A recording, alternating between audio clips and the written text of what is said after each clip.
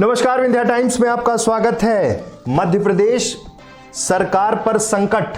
दरअसल मध्य प्रदेश के जो सियासी समीकरण हैं वो हर एक मिनट में बदल रहे हैं। सिंधिया समर्थित 22 विधायक, जिसमें तमाम वो कैबिनेट मंत्री शामिल हैं जो मध्य प्रदेश में कमलनाथ सरकार में कैबिनेट मंत्री थे, अब सूत्र जो बता रहे हैं वो एक नई कड़ी की ओर बात बढ़ रही है। दरअसल सूत्रों का यह कहना है कि 10 विधायक सिंधिया समर्थित और 2 कैबिनेट मंत्री जो कमलनाथ की कैबिनेट में थे वो बीजेपी में नहीं शामिल होना चाहते। दरअसल ये जो पूरा घटनाक्रम पिछले 3 दिन से चल रहा है, होली के पहले तमाम इस्तीफे, होली के दिन जिस तरह का पूरा घटनाक्रम रहा, सिंधिया का इस्तीफा हुआ, उसके बाद ये हुआ कि अब सिंधिया औपचारिक रूप से सीधे बीजेपी ज्वाइन कर लेंगे। कल वो ज्वाइनिंग टली, आज 11 बजे का टाइमिंग था, 12 बजे का टाइमिंग था, लगातार वो चीज़ें बढ़ रही थी। फिर एक रीज़न आया कि मध्य प्रदेश के प्रदेश अध्यक्ष BD शर्मा संसद की कार्रवाई में व्यस्त थे,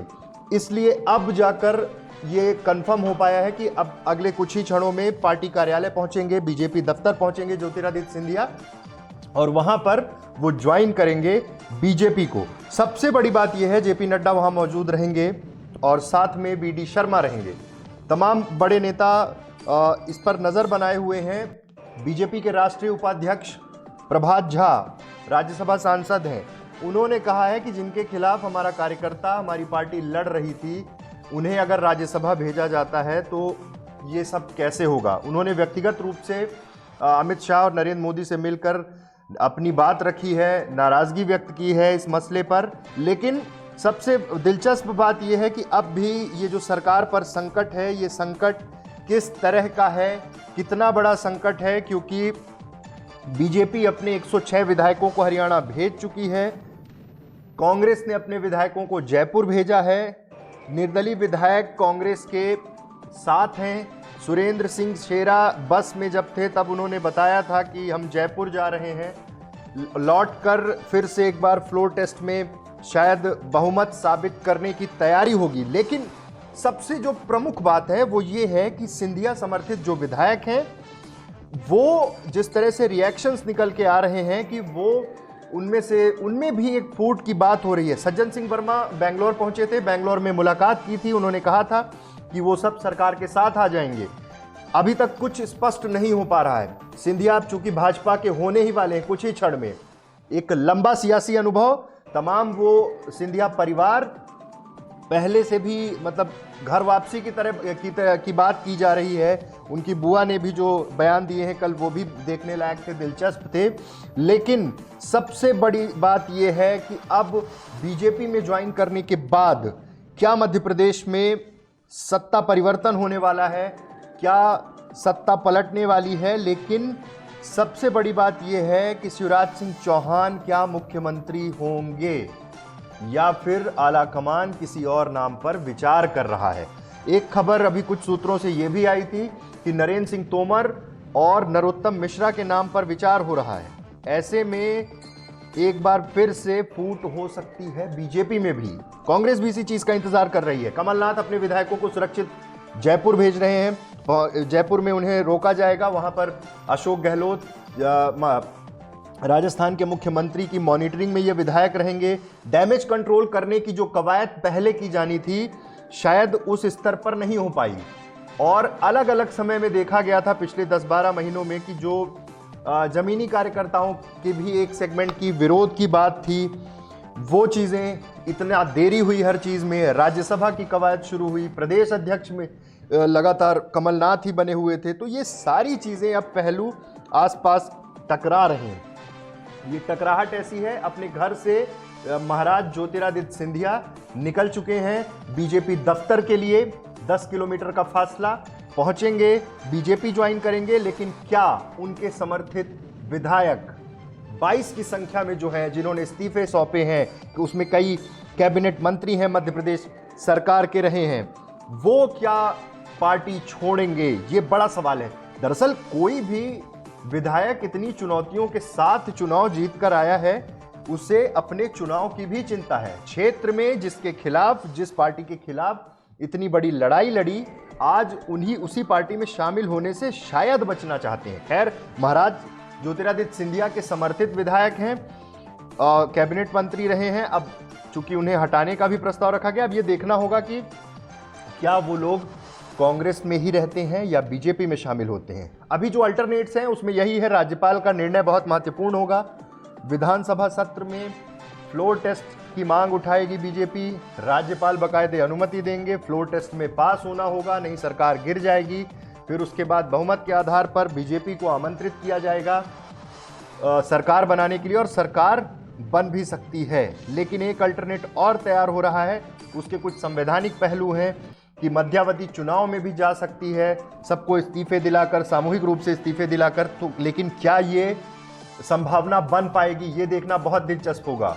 प्रभात झा भारतीय जनता पार्टी का एक बड़ा नाम, राष्ट्रीय उपाध्यक्ष, उन्होंने सीधे तौर पर हमेशा से ये देखा गया है कि ज्योतिरादित्य सिंधिया के खिलाफ वो लामबंद रहे, लगातार कैंपेनिंग की, उनके खिलाफ बयानबाजी की। आज उन्होंने इस बात का जिक्र भी कर ही दिया कि क्या जिनके खिलाफ हमारे कार्यकर्ता और हम लोग लड़े हैं, उन्हें सीधे तौर पे क्या उन्हें बीजेपी में शामिल करना या राज्यसभा भेजना सही होगा, ये फैसला आला कमान को करना है। फिलहाल बीजेपी में भी कल ये चर्चा थी कि बीजेपी संसदीय दल का नेता चुन लेगी, विधायक दल का नेता चुन लेगी शिवराज सिंह चौहान को, लेकिन अब तक ऐसा नहीं हुआ। सिर्फ राज्यसभा चुनाव की चर्चा हुई, 3 बसें वहां तैनात की गई, रातों रात उन्हें यहां से भेजा गया, शिफ्ट किया गया, हरियाणा भेज दिया गया। आज कांग्रेस विधायक दल की बैठक, विधायकों को सीएम आवास बुलाया गया।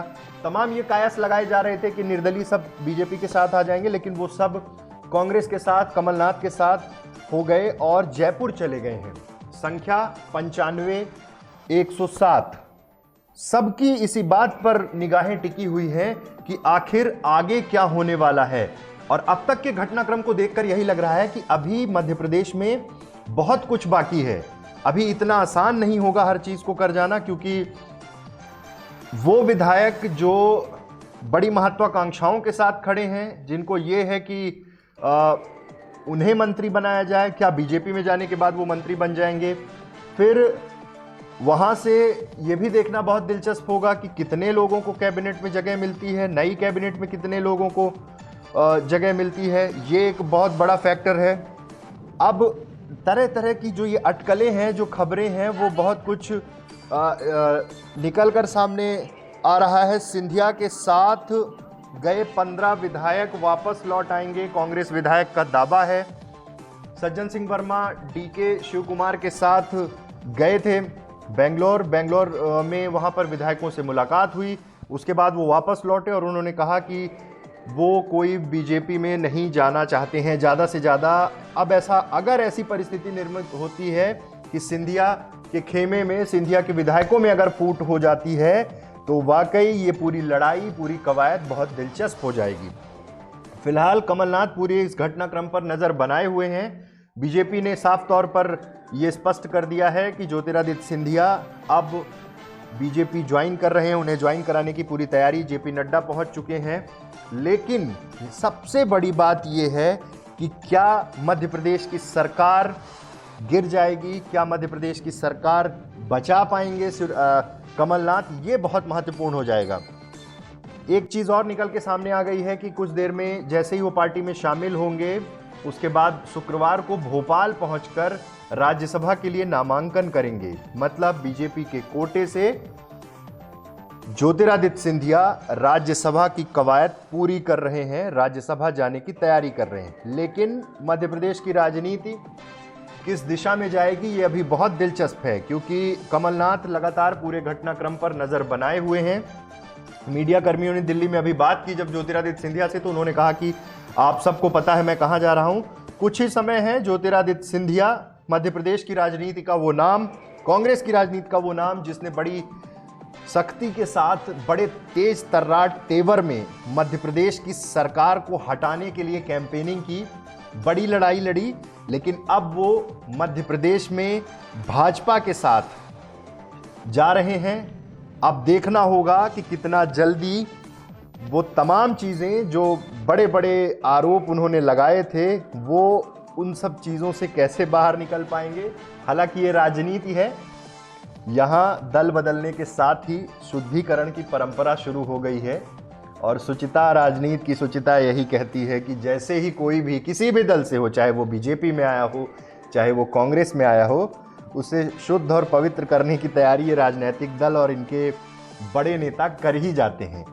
तो अब ज्योतिरादित्य सिंधिया एक बार फिर तमाम उन पुरानी परंपराओं को निभाते हुए, जैसा कि पहले रहा है, अब वो सीधे तौर पर बीजेपी के होने वाले हैं। कुछ समय और बचा है, ज्योतिरादित्य सिंधिया भाजपा के हो जाएंगे।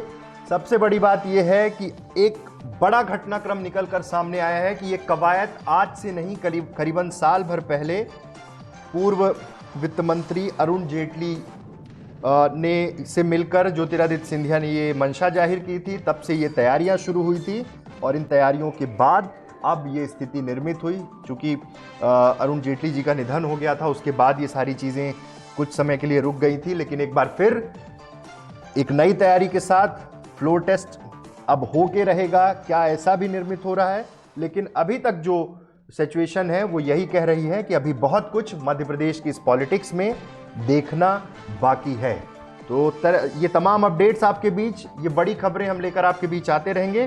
फिलहाल देखते हैं कि आगे आने वाले समय में क्या घटनाक्रम तैयार होते हैं। ऐसी तमाम स्पेशल रिपोर्ट्स, ब्रेकिंग न्यूज़ और अपडेट्स के लिए बने रहिए विंध्या टाइम्स के साथ। बहुत बहुत धन्यवाद।